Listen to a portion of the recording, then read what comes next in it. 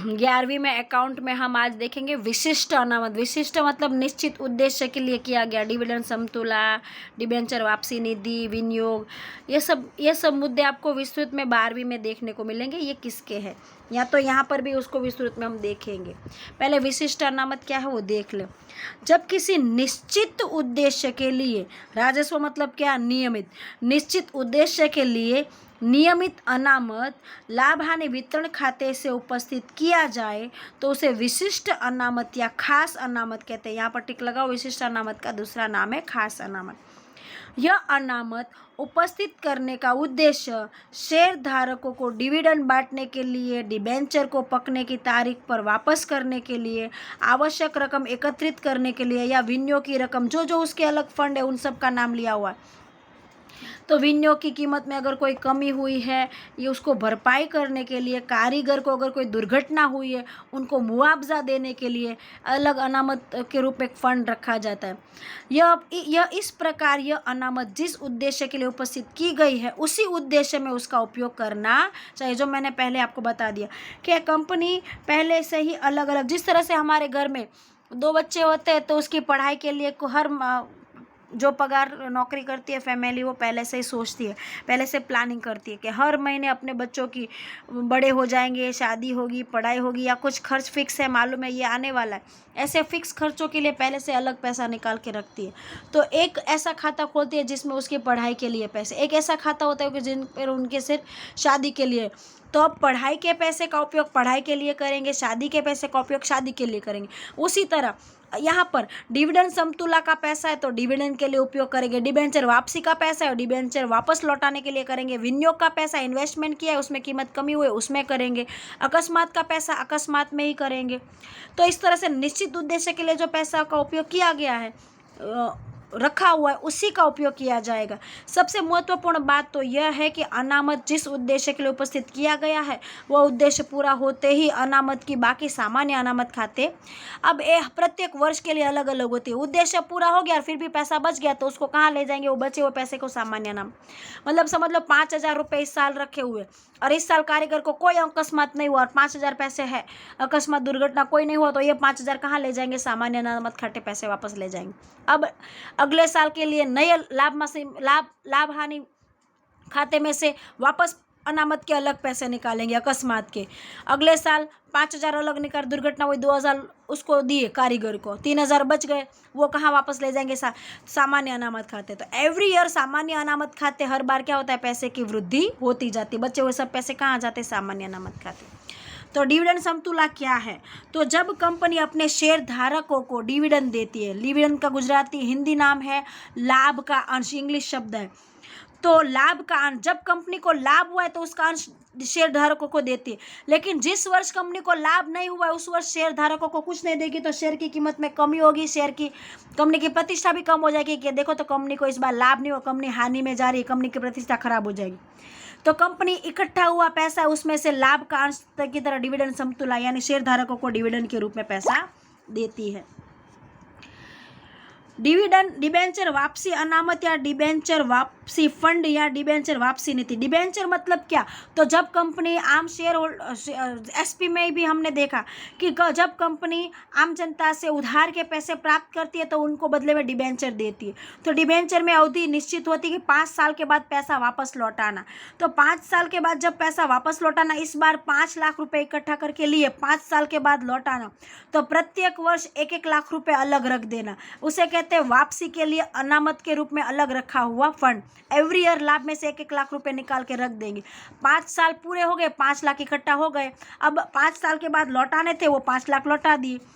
तो डिबेंचर या कंपनी का दीर्घकालीन दायित्व, यहाँ पर टिक लगाना, जो अवधि पूरी होने पर रकम कंपनी को वापस लौटानी पड़ती है। डिबेंचर वापसी की रकम लाभ में से हर वर्ष, प्रत्येक वर्ष लाभान्वित वितरण में से कुछ रकम अलग निकाल के रखी जाती है ताकि जब लौटाए तब वो कंपनी आराम से उनको पैसे दे पाए।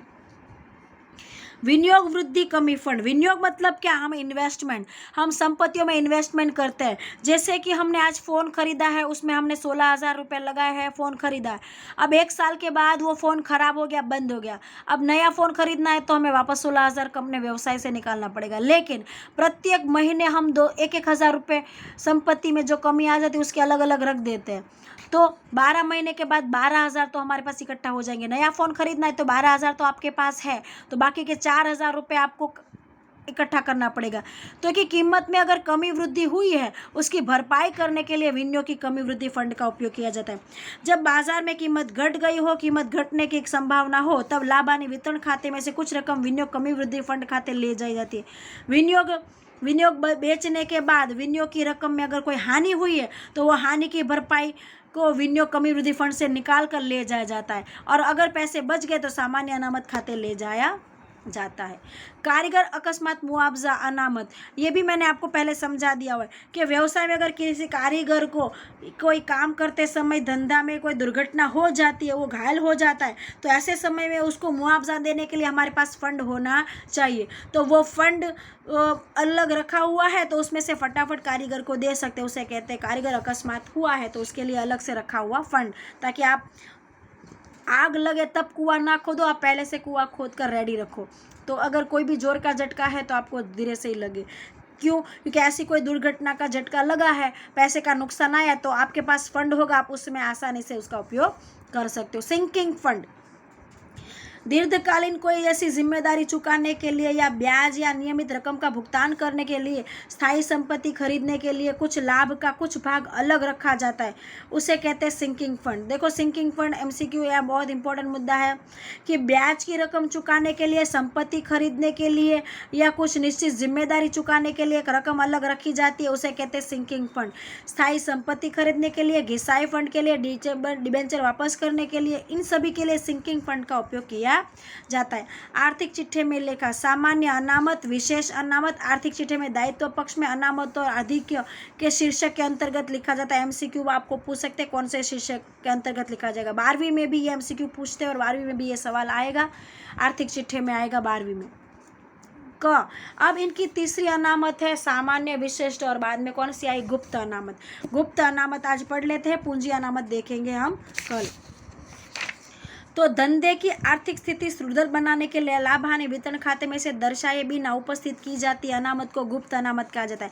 रियल में लाभ हानि लाख रुपए का लाभ हुआ है, उसमें से 1 रुपया भी अनामत के रूप में, ये सब करने के बाद भी लाख रुपए बच गए, उसमें से 50,000 अनामत के रूप में गुप्त में झूठ मूठ में झूठे खर्चे दिखा दिए, उसे कहते हैं गुप्त अनामत। झूठे खर्चे दिखा, अगर आपके लाभ 1 में से 50,000 के झूठे खर्चे दिखा दिए तो बचा कितना? 50,000।